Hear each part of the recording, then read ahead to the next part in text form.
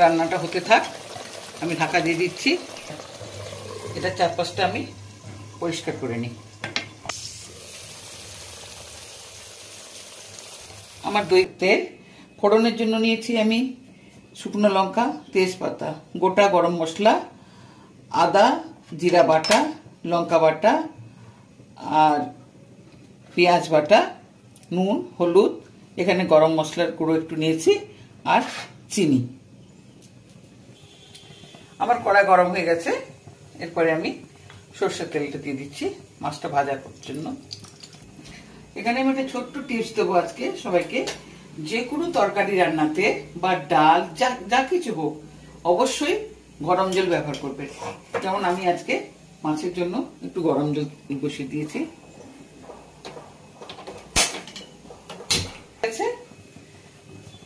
এবারে আমি মাছে নুন হলুদ মাখিয়ে নেব।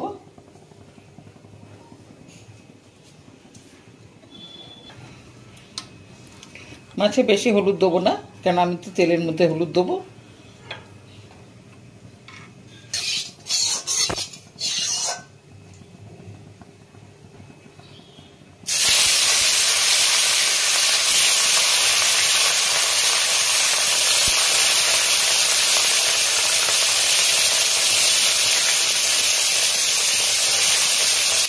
দই মাছের জন্য আমি দইটা ফাটিয়ে নেব, নাহলে গোটা গোটা থাকবে, একটু ফেটিয়ে নেব দইটা।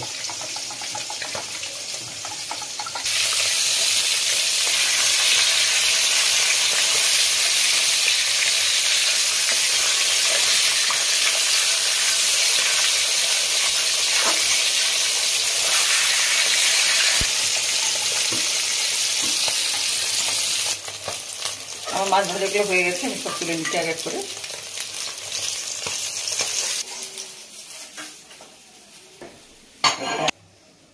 এবার তেল গরম হয়ে গেছে, ওই তেলে আমি গোটা শুকনো লঙ্কা বোটা সহ দিলে দেখতে ভালো লাগে, তাই জন্য আমি বোটা সহ দিয়েছি।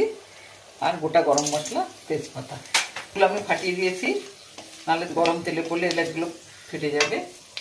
এরপরে আমি একটু হলুদ দেবো, যেটা আমি সচরাচর দিয়ে থাকি, হলুদ দিলাম। এরপরে আমি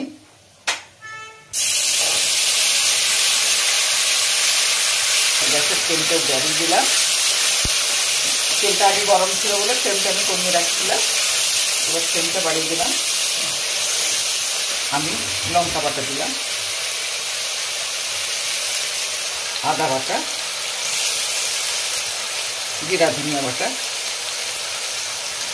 মশলাটা ভাজবো। এরপরে পরিমাণ মতো আমি হলুদ দেবো তরকারিতে রং আনার জন্য।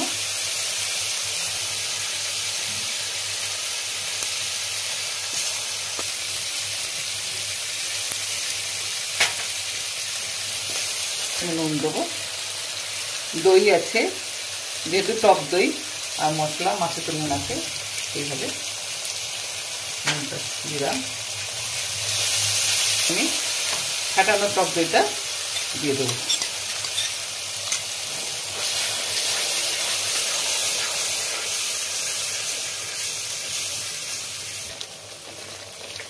এরপরে আমি চিনি দেবো, চিনিটা টক দই দেওয়ার জন্য প্লাস স্বাদ আনার জন্য। এবারে গরম মশলা দিলাম, গরম মশলাটা আমি সব সময় মশলা কষানোর সময় দিয়ে থাকি, সেইভাবেই দিলাম।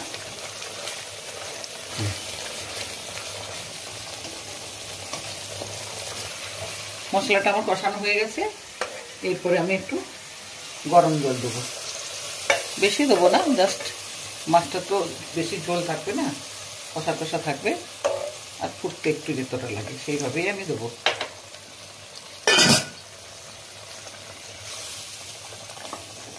মাছগুলো তুলে দেবো এক করে।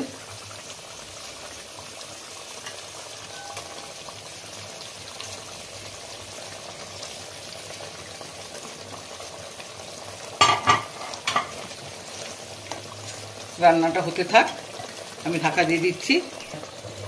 এটা চারপাশটা আমি পরিষ্কার করে নিই। আমার দই কাতলা বা দই মাছ পুরোপুরি হয়ে গেছে। বেশি সময় লাগে